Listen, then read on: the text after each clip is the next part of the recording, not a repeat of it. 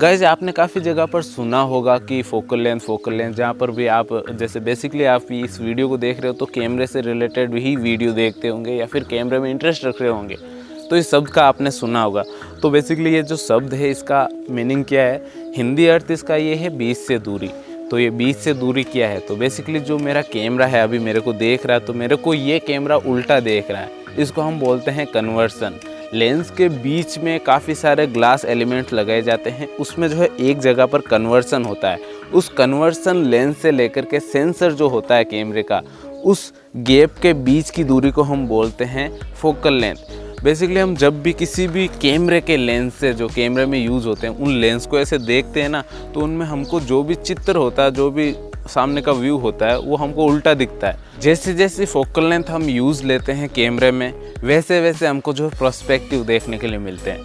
Basically आप देख सकते हो ये 3 या 4 तस्वीरें आपको दिख रही होगी, इनमें एक फ़ोटो जो है 15 mm के आसपास के लेंस से खींची गई है, एक 18 mm के लेंस से खींची गई, प्लस एक जो है 50 mm से खींची गई है और एक जो है 200 mm पर खींची गई है।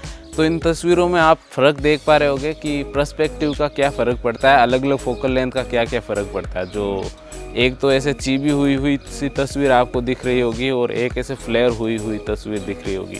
बेसिकली जैसे जैसे हम फोकल लेंथ बढ़ाते हैं वैसे वैसे बैकग्राउंड भी ब्लर ज़्यादा होता है। ये चीज़ डिपेंड करते हैं आपके कैमरे के लेंस और एफ़ नंबर पर और कैमरे के जो है सेंसर के ऊपर। जितना बड़ा सेंसर होता है उतना ज़्यादा बैकग्राउंड ब्लर होता है, जितना कम एफ़ नंबर होता है, एपरेचर जिसको हम बोलते हैं, जैसे एफ़ 1.2 एफ़ 1.8 ऐसे करके जो भी एपरेचर के लेंसेज होते हैं उनमें हमको ज़्यादा बैकग्राउंड ब्लर मिलता है।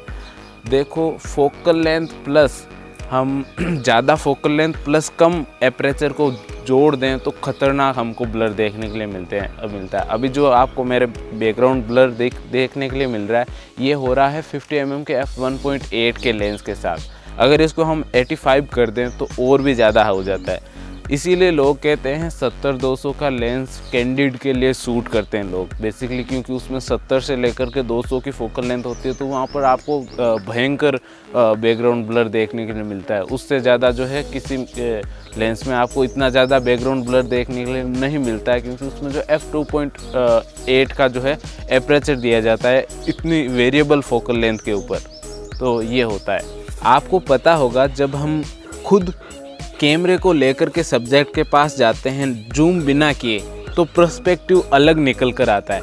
उसी चीज़ को अगर हम लेंस को घुमा करके जूम कर दें तो वो पर्सपेक्टिव अलग आता है, क्योंकि वहाँ पर बैकग्राउंड ब्लर भी बढ़ जाता है। बेसिकली लेंस के फोटोग्राफी के लिए हम जो है वाइडेस्ट लेंस लेते हैं, जिसको हम बोलते हैं कम से कम फोकल लेंथ। और अगर उसी चीज़ में हमको अगर वाइल्ड लाइफ फोटोग्राफी करनी हो, जिसमें जो सब्जेक्ट को ऐसे बिल्कुल नज़दीक ला करके बैकग्राउंड को एकदम फ्लेयर करके बैकग्राउंड को एकदम ब्लर करना है, सब्जेक्ट के ऊपर फोकस करवाना है, तो हम ज़्यादा से ज़्यादा जो है टेली लेंस लेंगे। टेली लेंस मीन्स ज़्यादा फोकल लेंथ वाले लेंस।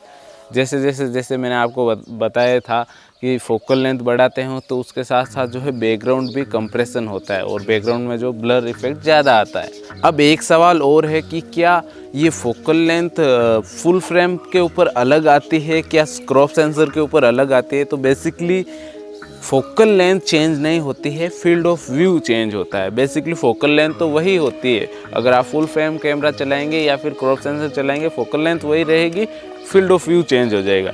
बेसिकली आपको मैंने जैसे बताया कि ये गैप होता है कैमरे के सेंसर से लेकर के लेंस के कन्वर्सन सेंसर तक, यानी कि लेंस के बीच का गैप फोकल लेंथ कहलाता है। तो ये सेम ही रहेगा, बट हाँ फील्ड ऑफ व्यू चेंज हो जाएगा, क्योंकि बड़ा अगर लेंस होगा तो उसको ऐसे दिखाना पड़ेगा, अगर छोटा लेंस है तो उसको ऐसे दिखाना पड़ेगा। तो जैसे कि बेसिकली अगर इसको हम माइक्रो फोर थर्ड में देखते हैं इसी वीडियो को, तो मेरा मुंह इतना आ जाएगा, क्रॉप सेंसर में ये आएगा और फुल फ्रेम रहेगा तो और भी वाइड आने लगेगा। तो ये होता है फोकल लेंथ के ऊपर किसी बड़े सेंसर और छोटे सेंसर का प्रभाव। आई होप मैंने आपको कम से कम शब्दों में ये समझा दिया है कि आखिरकार फोकल लेंथ क्या होती है। तो बस इस वीडियो को लाइक शेयर सब्सक्राइब कर दें और बाय बाय।